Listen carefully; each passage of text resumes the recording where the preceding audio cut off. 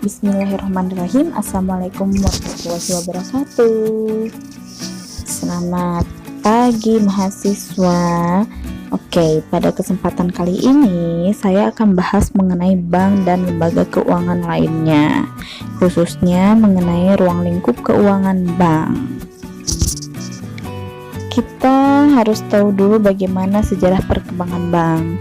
Jadi, asal mulanya dikenal kegiatan perbankan ini pada zaman dahulu, di dalam perdagangan itu ada yang namanya barter. Barter itu pertukaran barang dengan barang. Kemudian seiring berjalannya waktu, ada alat tukar yang namanya emas. Jadi emas itu dijadikan sebagai alat tukar barang tersebut. Yang pertama kan tadi barang dengan barang, sekarang emas dengan barang. Kemudian ada yang namanya bank. Jadi bank tersebut dijadikan tempat menyimpan emas, hanya menyimpan emas ya. Nah, dari bank itu mengeluarkan IOU. IOU itu adalah surat bank. Jadi sebagai tanda terima bahwa orang tersebut menyimpan emasnya, gitu kan. Nah, itu disebutnya bank dulu tuh. Kemudian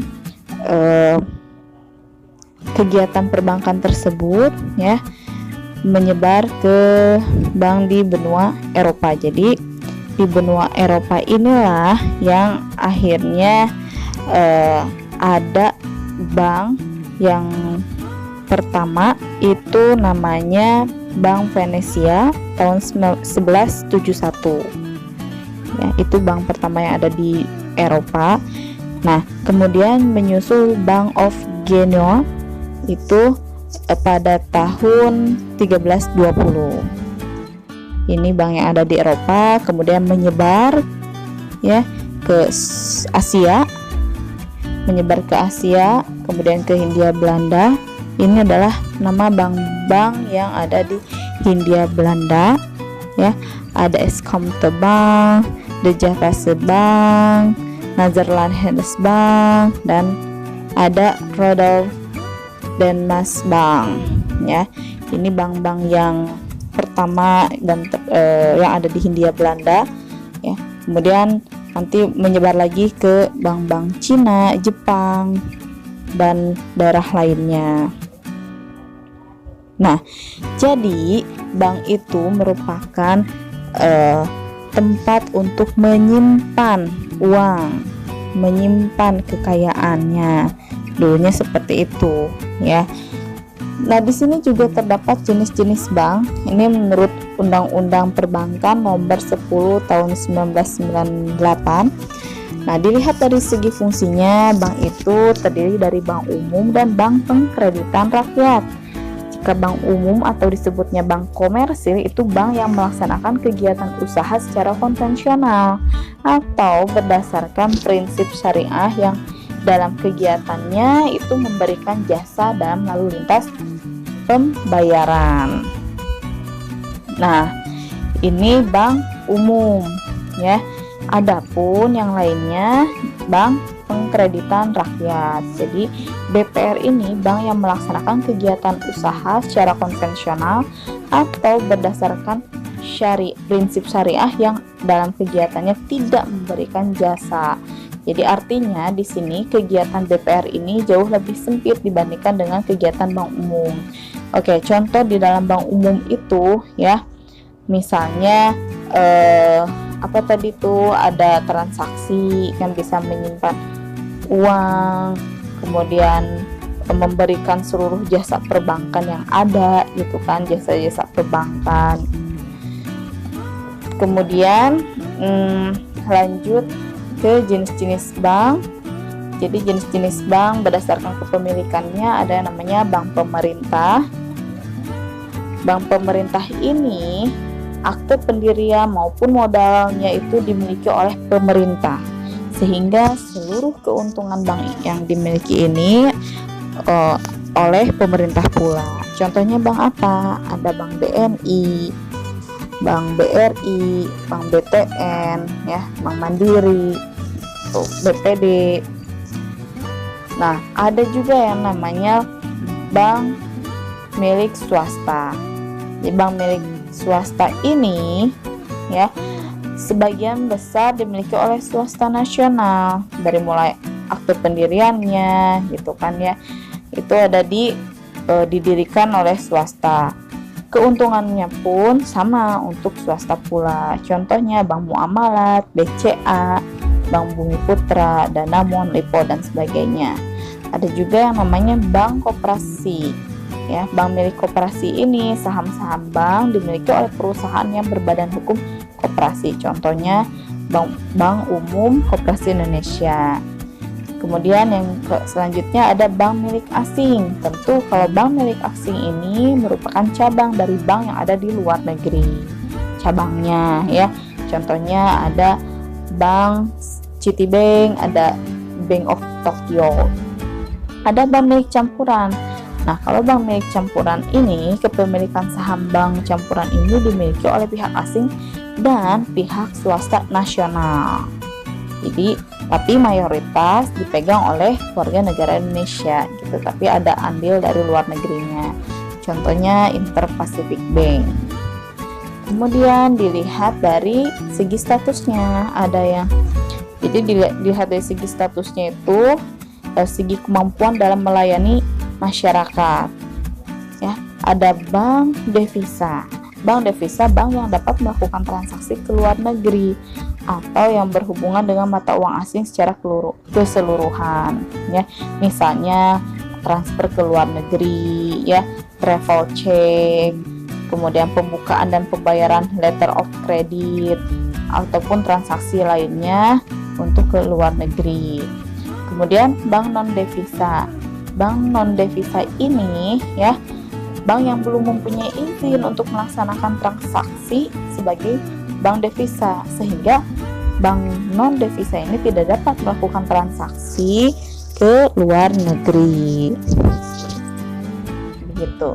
Lanjut ke segi jenis-jenis bank menurut penentuan harga ya. Ini ada dua kelompok. Ada yang bank berdasarkan prinsip konvensional dan bank berdasarkan prinsip syariah. Bedanya apa? Ya. Bedanya, kalau yang konvensional itu menetapkan bunga sebagai harga, baik itu untuk produk simpanan seperti giro, tabungan ataupun deposito. Demikian pula kan harga untuk produk pinjamannya itu ditentukan berdasarkan tingkat suku bunga tertentu. Nah, ini penentuan harga ini lebih dikenal dengan istilah spread base. Jadi apabila suku bunga simpanan lebih tinggi dari suku bunga pinjaman, maka dikenal dengan nama negative spread gitu. Selanjutnya bank berdasarkan prinsip syariah.